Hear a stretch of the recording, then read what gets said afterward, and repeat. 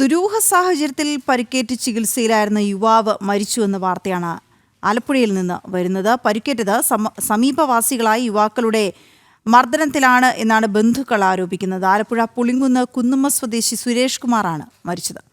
ചികിത്സയിലിരിക്കെയായിരുന്നു മരണം.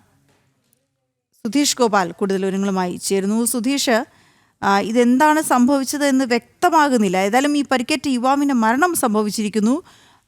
എന്താണ് ബന്ധുക്കൾ പറയുന്നത്?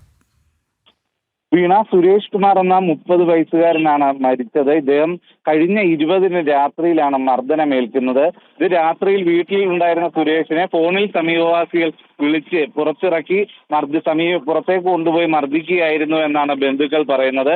ഇത്തരത്തിൽ മർദ്ദനമേറ്റ് പിറ്റേന്ന് പുളിങ്കുന്ന ആശുപത്രിയിൽ ചികിത്സ തേടിയിരുന്നു. അതിനുശേഷം ശക്തമായ തലവേദനയും ക്ഷീണവും മറ്റും വന്നതോടെ ആലപ്പുഴ ജനറൽ ആശുപത്രി ചികിത്സ തേടി അവിടെ സ്കാനിംഗ് അടക്കം നടത്തിയപ്പോഴാണ് തലയോട്ടിക്ക് പൊട്ടലുണ്ടെന്നും തലച്ചോറിൽ രക്തസ്രാവം ഉണ്ടെന്നും കണ്ടെത്തിയത്. തുടർന്ന് പുഷ്പഗിരി ആശുപത്രിയിലേക്കും പിന്നീട് കോട്ടയം മെഡിക്കൽ കോളേജ് ആശുപത്രിയിലേക്കും മാറ്റുകയായിരുന്നു. ശരീരമാസകലം മർദ്ദനമേറ്റ പാടുകൾ ഉള്ളതായാണ് സുഹൃത്തുക്കൾ വ്യക്തമാക്കുന്നത്. അതോടൊപ്പം തന്നെ ഈ ഫോൺ കോൾ വിവരങ്ങൾ ശേഖരിച്ച് ആരാണ് വിളിച്ചിറക്കിയെന്നുള്ളതിന്റെ തെളിവുകളടക്കം ശേഖരിച്ചുകൊണ്ട് അന്വേഷണം മുന്നോട്ട് കൊണ്ടുപോകണം. കുറ്റക്കാർക്കെതിരെ നടപടി വേണമെന്ന ആവശ്യമാണ് ബന്ധുക്കൾ ഉന്നയിക്കുന്നത്. ഇപ്പോൾ ബന്ധുക്കളും ഒരു സുഹൃത്തും പുളിങ്കുന്ന് പോലീസ് സ്റ്റേഷനിലേക്ക് ഇത് സംബന്ധിച്ച മൊഴി നൽകാനായി പോയിട്ടുണ്ട്. മറ്റു ബന്ധുക്കളെല്ലാം തന്നെ ഇപ്പോൾ കോട്ടയത്താണ് ഉള്ളത്. ഇന്ന് ഉച്ചയ്ക്ക് ശേഷമേ പോസ്റ്റ്മോർട്ടത്തിന് ശേഷം മൃതദേഹം ബന്ധുക്കൾക്ക് വിട്ടു നൽകും. ഇപ്പോൾ കോട്ടയം മെഡിക്കൽ കോളേജ് ആശുപത്രി മോർച്ചറിയിലാണ് മൃതദേഹം ഉള്ളത്. വീണ, അതേസമയം സുധീഷ്, ഈ ബന്ധുക്കൾ ഇങ്ങനെ ആരോപിക്കുന്നതിനൊപ്പം തന്നെ ഈ ആശുപത്രിയിൽ പ്രവേശിക്കുമ്പോൾ തന്നെ ഈ വിഷയം പോലീസിലുമൊക്കെ അറിയിച്ചിട്ടുണ്ടാകുമല്ലോ. ഏതെങ്കിലും തരത്തിലൊരു അന്വേഷണം ആ തരത്തിൽ ആ സമയത്ത് തന്നെ നടന്നിരുന്നില്ലേ? വീണ, പോലീസ് ആദ്യം പറയുന്നത് വളരെ പ്രായത്തിനിളയവരാണ് ഈ മർദ്ദിച്ചത്. അത് സുരേഷിന് മാനഹാനി ഉണ്ടാക്കുകയും ചെയ്തിരുന്നു. അതുകൊണ്ട് തന്നെ ആദ്യം ബൈക്കിൽ നിന്ന് വീണെന്നാണ് വീട്ടുകാരോടും മറ്റും പറഞ്ഞിരുന്നത്. അതിനുശേഷമാണ് ഉറ്റ സുഹൃത്തുക്കളോടും മറ്റും ഈ മർദ്ദനമേറ്റ കാര്യങ്ങൾ പറയുന്നത്. പിന്നീട് അയൽവാസിയായ ഒരു ചെറുപ്പക്കാരൻ വീട്ടിൽ വന്ന് ഇത്തരത്തിൽ അസമയത്ത് ഇറങ്ങിയാൽ മർദ്ദനം ഉണ്ടാകുമെന്നടക്കം പറഞ്ഞ് കളിയാക്കുന്നതും കണ്ടിരുന്നു. ഇത് 21-ാം തീയതിയാണ് അത്തരം ഒരു സംഭവം ഉണ്ടാകുന്നത്. അപ്പോൾ ഇത്തരം ചില സംഭാഷണങ്ങളും മറ്റു സുഹൃത്തുക്കളോട് സുരേഷ് പങ്കുവച്ച വിവരങ്ങളുടെ അടിസ്ഥാനത്തിലാണ് ബന്ധുക്കൾക്ക് ഇത്തരത്തിൽ 20-ാം തീയതി രാത്രി മർദ്ദനമേറ്റു എന്ന് വ്യക്തമാകുന്നത്. അതിനുശേഷമാണ് ഈ വിവരം പോലീസിന് കൈമാറുന്നത്. സുധീഷ്, ഞാൻ ഇടപെട്ടോട്ടെ. ഈ സുരേഷിന്റെ സുഹൃത്ത് ടെലിഫോൺ ലൈനിലുണ്ട്. താങ്കൾക്ക് എന്തറിയാം? ഈ ഒരു സംഭവത്തെ കുറിച്ച് എന്തൊക്കെ കാര്യങ്ങളാണ് താങ്കൾക്ക് മനസ്സിലായിട്ടുള്ളത്? മേഡം, 20-ാം തീയതി വൈകുന്നേരമാണ് ഈ സംഭവം നടന്നത്. 21-ാം തീയതി വൈകുന്നേരം തന്നെ ഹോസ്പിറ്റലിൽ കൊണ്ടുപോയായിരുന്നു.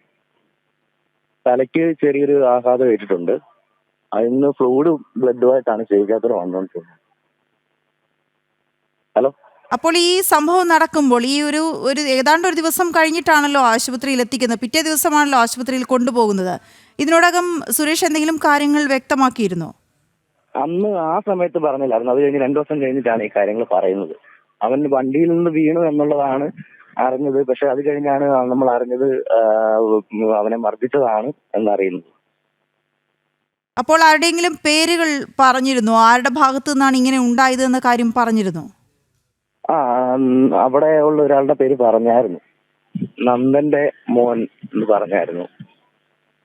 അങ്ങനെയെങ്കിൽ ഈ പേരുകൾ ഉൾപ്പെടെ തന്നെയല്ലേ പോലീസിൽ പരാതി നൽകിയിരിക്കുന്നത്?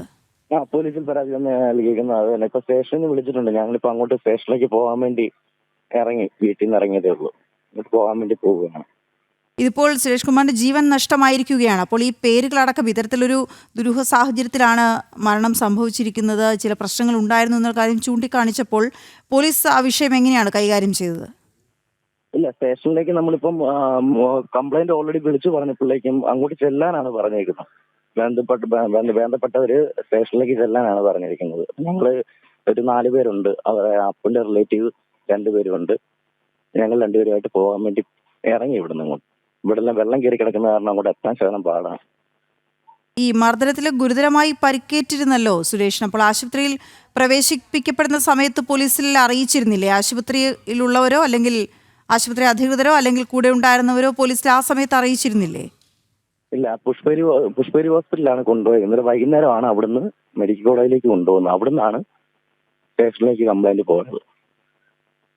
അപ്പോൾ സ്റ്റേഷനിൽ നിന്ന് ആളുകൾ പോലീസുകാർ വന്നിരുന്നോ, ആശുപത്രിയിലേക്ക് വന്നിരുന്നോ? ഇല്ല, വന്നില്ല. അവര് പറഞ്ഞത് അവിടുന്ന് ആരെങ്കിലും വേണ്ടപ്പെട്ടവരാരെങ്കിലും സ്റ്റേഷനിലേക്ക് വന്നിട്ട് കംപ്ലൈന്റ് ആയിട്ട് രജിസ്റ്റർ ചെയ്യാനാ പറഞ്ഞേക്കുന്നത്. അതിനാണ് ഞങ്ങളിപ്പോ പോകുന്നത്. ഓക്കെ, ശരി, വളരെ നന്ദി പ്രതികരിച്ചതിന്. അദ്ദേഹം പറയുന്നതനുസരിച്ചാണ് എങ്കിൽ ഈ പരാതിയുമായി അവരിപ്പോൾ പോലീസ് സ്റ്റേഷനിലേക്ക് പോകാൻ പോകുന്നതേ ഉള്ളൂ. ബന്ധുക്കളുടെ ഭാഗത്ത് നിന്ന് അല്ലെങ്കിൽ സുഹൃത്തുക്കളുടെ ഭാഗത്തു നിന്ന് ഒരു പരാതിയായി ഇപ്പോൾ ഫോർവേഡ് ചെയ്യുന്നതേ ഉള്ളൂ. പക്ഷേ നേരത്തെ തന്നെ പോലീസ് ഈ വിഷയം അറിഞ്ഞിരുന്നതാണ്, പോലീസിനെ അറിയിച്ചിരുന്നതാണ്. അപ്പോൾ എത്രത്തോളം മുന്നോട്ട് പോയിട്ടുണ്ട് അവരുടെ നിഗമനങ്ങളെന്ന് വ്യക്തമല്ല. പക്ഷേ ഇതൊരു ദുരൂഹ സാഹചര്യത്തിലുള്ളൊരു മരണമാണ്. ചില കാര്യങ്ങൾ ബന്ധുക്കൾ മുന്നോട്ട് വയ്ക്കുന്നുണ്ട്. മർദ്ദനമേറ്റിട്ടുണ്ട് ഈ യുവാവിന് എന്ന കാര്യം. സമീപവാസികളായ യുവാക്കളുടെ മർദ്ദനത്തിലാണെന്നുള്ളത് ആ പേരടക്കമാണ് അവർ പരാതി നൽകാൻ ഒരുങ്ങുന്നത്. ഏതായാലും സുരേഷ് കുമാറിൻ്റെ ജീവൻ നഷ്ടമായിരിക്കുന്നു എന്നുള്ളതാണ് ഏറ്റവും സങ്കടകരമായ കാര്യം. സുധീഷ് ഗോപാലാണ് നേരത്തെ വിവരങ്ങൾ നൽകിയത്.